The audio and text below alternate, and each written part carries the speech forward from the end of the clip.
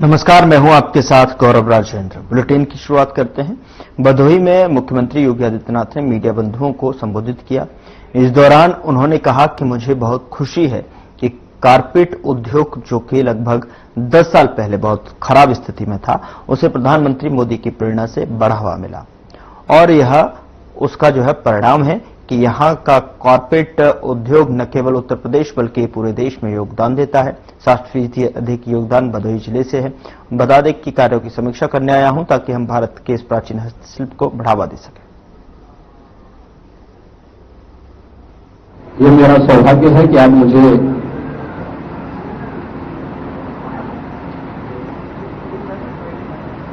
भदोही जनपद में,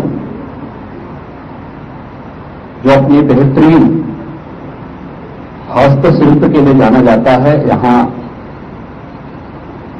जनपद के विकास कार्यों का यहां के माननीय जनप्रतिनिधियों के साथ में समीक्षा करने का अवसर प्राप्त हुआ है। मुझे बहुत अच्छा लगा कि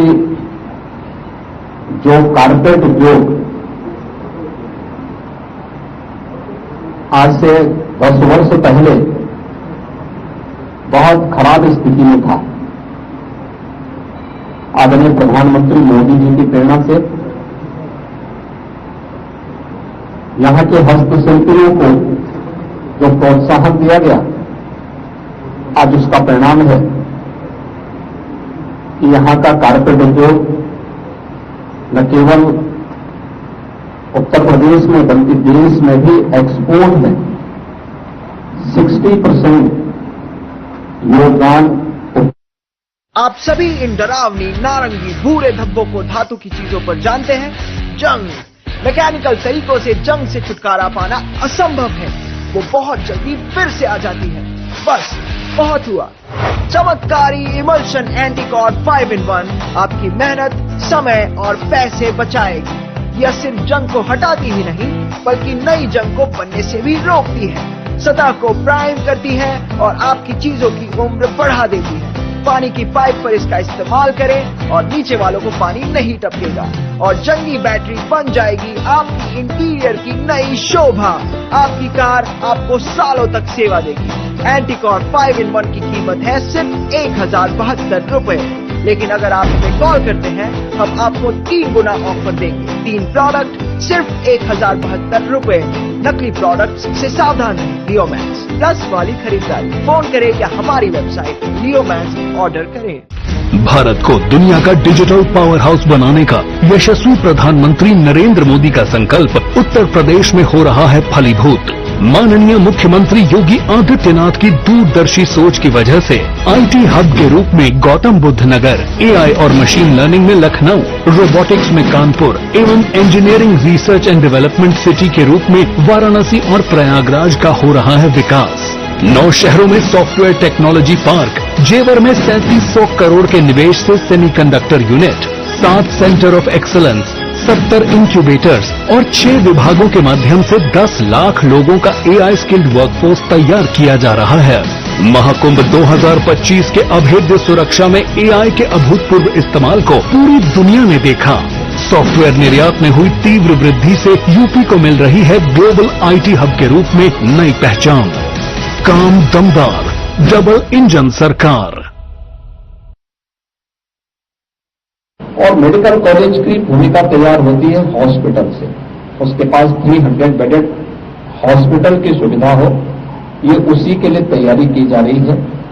जैसे ये तैयारी हो जाती है तो फिर हम लोग इसको उधर ले जाने में हमें सफलता प्राप्त होगी। दूसरा, भदोही जिला एक ऐसा जिला है जिसमें अपनी हस्तशिल्प से प्रदेश और देश को पहचान दिलाई। तो अब केंद्र और राज्य सरकार ने अपने स्तर पर उस हस्तशिल्प को तो प्रोत्साहित किया ही, लेकिन हमारे जनप्रतिनिधि लगातार मांग कर रहे थे काशी नरेश पीजी कॉलेज, जो गवर्नमेंट पीजी कॉलेज है, मैंने लैंड की रिक्वायरमेंट वहां की मांगी है। कृषि संकाय वहां बन चुका है, उसमें मैन पावर तो हम उपलब्ध करवा ही रहे हैं, लेकिन मैंने जिला प्रशासन से मांग पूछा है कि अगर उसके पास 50 एकड़ से भी लैंड है तो हम उसको एक स्टेट यूनिवर्सिटी के रूप में भी यहां पर फिर उसको आगे बढ़ाने का कार्य करेंगे और एक बड़ी उपलब्धि जनपद भदोही के लिए यह होगी।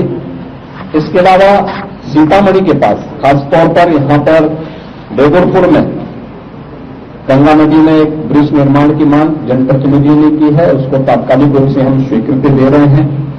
यहां पे गोपीगंज मिर्जापुर के बीच में रेलवे लाइन पर आरओबी के निर्माण की भी मांग यहां पे जनप्रतिनिधियों ने की थी, उसको भी हम यहां पे उसको हम लोग अपनी स्वीकृति यहां पर दे रहे हैं। मुख्यालय पे ऑडिटोरियम के निर्माण का कार्य हुआ, पहले से स्वीकृत छोटा सा है, लेकिन उसके बड़ा बनाने के लिए मैंने मल्टीपर्पज हॉल के रूप में उसका प्रस्तावित किया है। उसको भी जनपद मुख्यालय में अधिकारियों और कर्मचारियों के लिए आवासीय सुविधा, इसको भी हम प्राथमिकता के आधार पर आगे बढ़ाने का कार्य कर रहे हैं। और यहां पे अन्य जो प्रमुख मांग और भी यहां पर थी, सफाई कर्मी जो आउटसोर्स से यहां पर मैंने उसका स्टेटस मांगा है, पंचायती राज विभाग से हम सभी कार्यों को प्राथमिकता के आधार पर आगे बढ़ाएंगे। जनपद के सभी मार्ग, खासतौर पर जिला मुख्यालय से जो जोड़ने वाले मार्ग हैं, इन मार्गों की कनेक्टिविटी को तेज करने, अच्छा बनाने, यहां पे जो मिनी स्टेडियम हम लोगों ने पहले से स्वीकृत किए हैं, उसको भी हम प्रभावी ढंग से आगे बढ़ा सकें, इसके लिए भी हमने आज यहां पर आवश्यक निर्देश जारी किए हैं। जिला अच्छी दिशा में आगे बढ़ रहा है और मुझे विश्वास है कि मोरवा नदी को जिला प्रशासन की ओर से जनप्रतिनिधि और जन सहभागिता के माध्यम से उसके पुनरुद्धार का कार्य किया जा रहा है। वरुणा यानी मां गंगा के साथ साथ वरुणा नदी और मोरवा नदी, मोरवा ये वरुणा नदी की सहायक नदी है। इन नदियों के पुनरुद्धार और व्यापक वृक्षारोपण के कार्यक्रम, एक पेड़ मां के नाम, इस अभियान को भी प्रभावी ढंग से आगे बढ़ाने के लिए मैंने यहां पर कहा है। अन्य कार्यक्रमों को जिससे ये सभी एक बार आ जाते हैं तो इन सबके शिलान्यास और उद्घाटन के उद्देश्य से पुनः मैं यहां पर इस जनपद में आऊंगा। मुझे पूरा विश्वास है कि ये जिला अपनी बेहतरीन इस हस्तशिल्प के कारण और अपने यहां पर छुपी हुई प्रतिभा के कारण इसने जो पहचान बनाई है उसको और तेज करने में हमें सफलता प्राप्त होगी। धन्यवाद।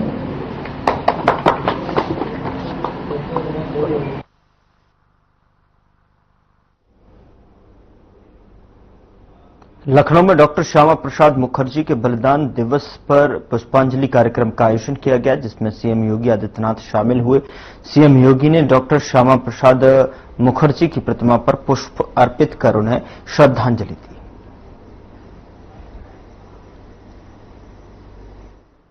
आज भारत माता के महान सपूत भारतीय जनसंघ के संस्थापक अध्यक्ष डॉक्टर श्यामा प्रसाद मुखर्जी जी की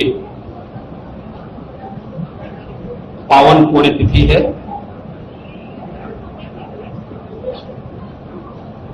आज ही के दिन 1953 में डॉक्टर श्यामा प्रसाद मुखर्जी जी ने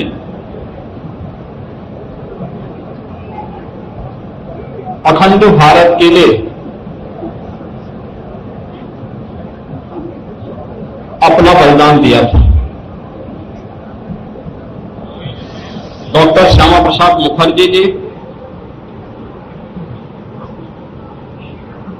एक महान शिक्षाविद, महान स्वतंत्रता संग्राम सेनानी,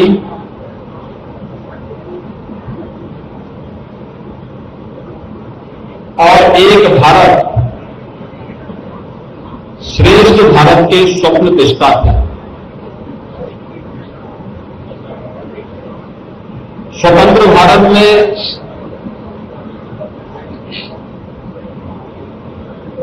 कैबिनेट मंत्री के रूप में उन्होंने देश को अपने विजनरी नेतृत्व से लाभान्वित करके देश की औद्योगिक नीति को करने में बड़ी भूमिका का निर्वहन किया था।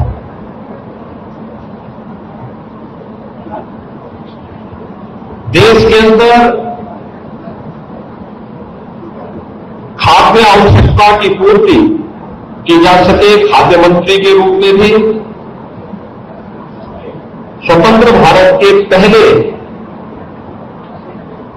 मंत्री के रूप में उन्होंने एक बड़ी भूमिका का निर्वहन किया था। उन्होंने केंद्रीय कैबिनेट से पंडित नेहरू के नेतृत्व की सरकार के द्वारा आजादी के तत्काल बाद राष्ट्रीय एकता और अखंडता के साथ किए जा रहे खिलवाड़ को देखते हुए उन्होंने इस्तीफा दे दिया था और भारतीय जनसंघ के पहले अध्यक्ष के रूप में उन्होंने देश के अंदर एक नई राजनीतिक शुरुआत को आगे बढ़ाया था। जब आजादी के तत्काल बाद संविधान लागू 1950 में हुआ, 1952 में प्रथम आम चुनाव के बाद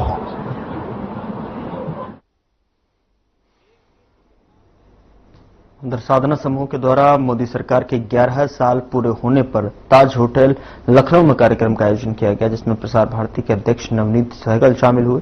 नवनीत सहगल से हमारे चैनल हेड ब्रजमोहन सिंह रघुवंशी ने बातचीत की है। इस दौरान उन्होंने क्या कुछ कहा, आप भी सुनिए। सर, सबसे पहले तो आपका बहुत बहुत धन्यवाद। आज सौभाग्य है हमारे लखनऊ में आज आप मौजूद हैं। बात हो रही है सर आदरणीय प्रधानमंत्री श्री नरेंद्र मोदी जी के तीसरे कार्यकाल के पहले वर्ष की और 11 वर्षों के कार्यकाल की केंद्र सरकार में और पूरे देश में। सर क्या कहना चाहेंगे सर आप?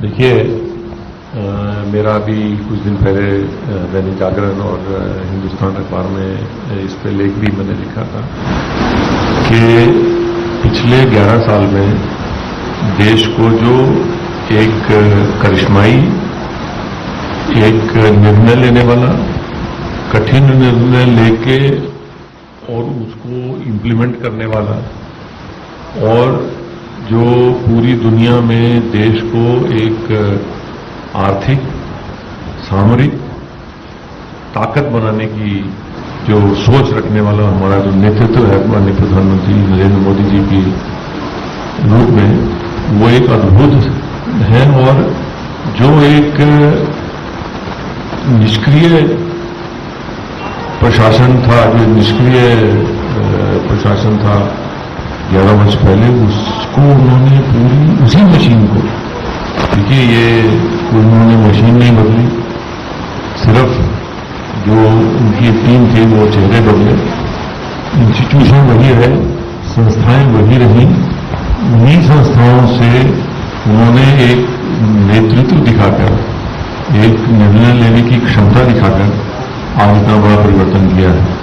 मैं आपको ये बताऊं, मैं अभी इंग्लैंड की कैम्ब्रिज यूनिवर्सिटी में इसी विषय पर बोलने के लिए गया था, तो वहां भी मैंने लोगों को बताया कि आज देखिए 2014 से पहले 2014 में हमारी जो अर्थव्यवस्था थी वो दुनिया की 10वीं 11वीं अर्थव्यवस्था थी और आज हम चौथी अर्थव्यवस्था से तीसरी अर्थव्यवस्था बनने जा रहे हैं। चौथी हो गई, तीसरी बनने जा रहे हैं। बहुत बड़ा परिवर्तन है, क्योंकि ऐसा नहीं है कि जो बहुत सारी बची हुई जो बाकी इकोनॉमीज हैं वो आगे नहीं बढ़ रही हैं। हर इकोनॉमी में ग्रोथ हो रही है, कुछ में कम गति से, कुछ में तेज गति से। लेकिन जो दुनिया की बड़ी अर्थव्यवस्थाएं हैं, दुनिया की बड़ी आर्थिक व्यवस्थाएं हैं, उनमें सबसे तेज गति से भारत आगे बढ़ रहा है। और पूरी दुनिया, जैसे मैंने बोला, मैं अभी इंग्लैंड और अमेरिका गया, पूरी दुनिया इस तरफ देख रही है कि भारत एक बड़ी महाशक्ति के रूप में उभर रहा है, चाहे वो आर्थिक रूप से हो और सामरिक रूप से। आपने अभी देखा जब ऑपरेशन सिंदूर हुआ, क्या कोई आप इमेजिन कर सकता है, कोई देश का नागरिक, हर देश का नागरिक ये समझता है कि 2014 से पहले ये अनथिंकेबल था, ये किसी के दिमाग में ही नहीं आता था कि क्या हम पाकिस्तान में भी अपनी मिसाइल दागकर या जहाज भेजकर आतंकवादी ठिकानों को नष्ट कर सकते हैं। आप देखिए जो बम्बई की जो हत्याकांड हुआ था, बम्बई में जो टेररिस्ट कांड हुआ था, उसके बाद तो सिर्फ बयानों पर ही सीमित रहे थे लोग, किसी ने इस तरफ सोचा नहीं। आप देखिए, आपने ऐसा निर्णय लिया कि पानी बंद हो गया पाकिस्तान का, आपने ऐसा निर्णय लिया कि उनके आतंकवादी ठिकानों को आपने उनके घर में जाके मारा। ये दुनिया में बहुत बड़ा संदेश है। क्यों दुनिया इस पर जो है आश्चर्यचकित कर रही है कि दो न्यूक्लियर पावर देशों में से एक देश ने दूसरे देश के इस प्रकार के ठिकानों पर हमला करके उनको नष्ट करने की हिम्मत दिखाई। बहुत बड़ी बात है। ये हमारे आम आदमी की समझ में नहीं भी आ रहा हो, लेकिन ये बहुत बड़ी बात है। उसको हमको बताने की आवश्यकता है कि ये एक देश का जो एक आत्मसम्मान है, उस आत्मसम्मान को उन्होंने कैसे रखा। और मैं जहां बात करता हूं कि हमारा देश जो है 6.5% ग्रोथ रेट से आगे बढ़ रहा है। दुनिया में किसी देश की इतने बड़े साइज के किसी बड़ी इकोनॉमी की इतनी ग्रोथ रेट नहीं है। और लास्ट क्वार्टर में पिछला जो तिमाही गया है उसमें 7.4% ग्रोथ रेट रही है हमारी। तो ये इतनी बड़ी ग्रोथ रेट है। आप क्या है देखिए, और मजे की बात यह है जो कि ये ग्रोथ रेट फिगर्स वगैरह की चलिए बात अलग है, लेकिन ये गरीब को इसमें पीछे नहीं छोड़ा है उन्होंने। जी देखिए, मतलब सामान्यतः जब ये बात होती है ग्रोथ की तो ठीक है भाई, जो अमीर था वो अमीर हो गया, लेकिन देखिए सरकार के फोकस में पिछले 11 साल में गरीब सबसे आगे रहा है। वो गरीब कैसे आगे रहा है? 54 करोड़ लोग जिन्होंने कभी बैंक का दरवाजा नहीं देखा था, उनके बैंक खाते खुले। मैं आपको अपने अनुभव से बताता हूं कि जब मैं डिस्ट्रिक्ट मजिस्ट्रेट था तो हम लोग गांव में जाते थे तो पेंशन मिलती है जैसे, तो पेंशन उनसे पूछते थे भी ये पेंशन मिली अम्मा, तुम्हें पेंशन मिली? तो वो कई लोग अपना पुराना सा एक चेक निकाल के ले आते थे कि साहब ये चेक तो आया था, ये कागज तो आया था, पैसा नहीं आया। तो पहले जो पेंशन या और जितनी सरकारी सुविधाएं थी वो चेक से पहले कभी कैश में मिलती थी। जब कैश में मिलती थी तो आपको खुद सब जानते हैं, इसी देश के प्रधानमंत्री ने कहा था हम 100 पैसा भेजते हैं और वहां केवल गांव में 15 ही पैसा पहुंचता है। तो जो देश में सबसे बड़ी जो गरीबों के लिए एक क्रांति आई वो आई डीबीटी की, डायरेक्ट बेनिफिट ट्रांसफर की, और उसका मूल आधार ये था। और हमें याद है हम बैंक खाता खुलवाने जाते थे तो बैंक वालों को बहुत डांट फटकार करनी पड़ती थी, वो बैंक का खाता नहीं गरीब का खोलते थे। तो उन्होंने एक सिंगल हैंडेडली, प्रधानमंत्री जी ने एक सिंगल हैंडेड ऑब्जेक्टिव लेके 54 करोड़ लोगों के बैंक के खाते खुलवाए। और आप देखिए पैसा दिल्ली से चलता है, सीधे एक क्लिक से वो उनके गरीब के खाते में पहुंचता है। बीच में कोई आदमी नहीं है, कोई थर्ड पार्टी नहीं है, कोई बीच में पैसा खींचने वाला नहीं है। और उसके फोन पे एसएमएस जाता है कि भाई आपके खाते में आपकी पेंशन पहुंच गई है। गरीब कितना खुश होता है, आप उसके चेहरे पे खुशी देखिए। जबकि पहले वो कागज लेके घूमता रहता था, यार साहब मेरा पैसा नहीं आया, किसके पीछे उसके पीछे, साहब देखिए चेक है बाउंस हो गया, ये 6 महीने से ज्यादा हो गया। तो ये एक बहुत बड़ा परिवर्तन है। आप देखिए 12 करोड़ शौचालय बने। ये इस तरह की मुहिम चलाने के लिए पहले तो दूरदर्शी सोच चाहिए, फिर उस सोच को जमीन पर उतारने का मादा चाहिए, एक हिम्मत चाहिए कि नहीं इसको करो। अब इतने लोगों को आपने, जैसे अभी सबसे बड़ा, और ये सरकार नहीं कह रही है, विश्व बैंक का कह रहा है कि 2 करोड़ 30 लाख लोगों को गरीबी की रेखा से बाहर निकाला आपने, उनका जीवन में इतना परिवर्तन कर दिया, उनको उनकी गरीबी खत्म की। तो ये कभी नहीं हुआ है।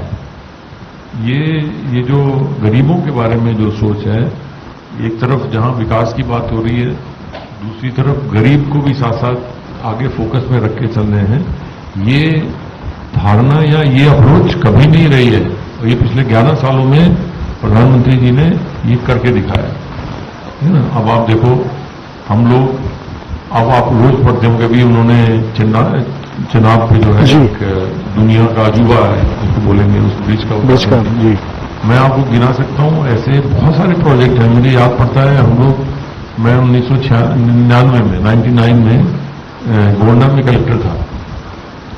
मुझे याद है वो मेरे से भी पहले 20 साल पहले से लोग वहां सरयू नहर की जमीन एक्वायर करते रहते थे। कोई पैच बच गया, इसको खरीदोगे। वो नहर ही नहीं बनी कभी, 1978 से बन रही थी। पिछले 11 साल में वो नहर पूरी हो गई, नहर से किसानों को पानी मिलने लगा। ऐसे बहुत सारे ऐसे प्रोजेक्ट हैं जो 20 साल से किसी ने ध्यान नहीं दिया और सरकारें उसका महत्व न समझ के एक खाना पूरी करके कुछ बजट देते रहते थे ताकि होता रहे कि हाँ ये चल रहा है, जबकि उसको पूरा करने का कोई इरादा नहीं था। इस सरकार ने पिछले 11 साल में ऐसे 50 प्रोजेक्ट होंगे जो कि 20 साल से आधार में लटके पड़े थे, जिनको पूरा करने का काम सरकार ने किया। अब आप देखिए सड़क इंफ्रास्ट्रक्चर, मैंने 2016 में जब ये लखनऊ एक्सप्रेसवे बनाया था, ये देश का पहला 6 लेन एक्सप्रेसवे था, अकेला था जी। आज देखो कितने एक्सप्रेसवे बन रहे हैं, मुंबई दिल्ली इतना बड़ा एक्सप्रेसवे, वो उस पर काम शुरू किया तो सरकारें हिम्मत ही नहीं कर पाती थी। NHAI का बजट 31,000 करोड़ था, आज वो 3 लाख करोड़ हो गया। बताइए 10 गुना आपने सड़क हाईवे बनाने पे कर दिया। और हाईवे क्या है, हाईवेज एक्सप्रेसवेज ये मूवमेंट न केवल मूवमेंट फास्ट करते हैं बल्कि डेवलपमेंट की स्पीड को बहुत तेज बढ़ाते हैं। फिर आप देखिए रेलवे नेटवर्क, रेलवे में न केवल नेटवर्क सुधरा है, बेहतर हुआ है, आपने ट्रेन की स्पीड बढ़ा दी जी। जो फ्रेट कॉरिडोर का काम पूरा हुआ है उससे आपका जो पैसेंजर ट्रैक थे वो फ्री हुए हैं। जो पैसेंजर ट्रैक फ्री हुए हैं तो आप नई नई गाड़ियां चला सकते हैं। और वो अब जैसे वंदे भारत एक्सप्रेस आपने देखी होगी, कभी बैठे भी जी जी, तो उसमें बैठना है कि मैं अभी बल्कि बुलेटिन में मेरे साथ इतना ही। पर अब वक्त तो चला डॉक्टर राकेश गुप्ता के साथ हमारे खास कार्यक्रम प्लस माइनस का।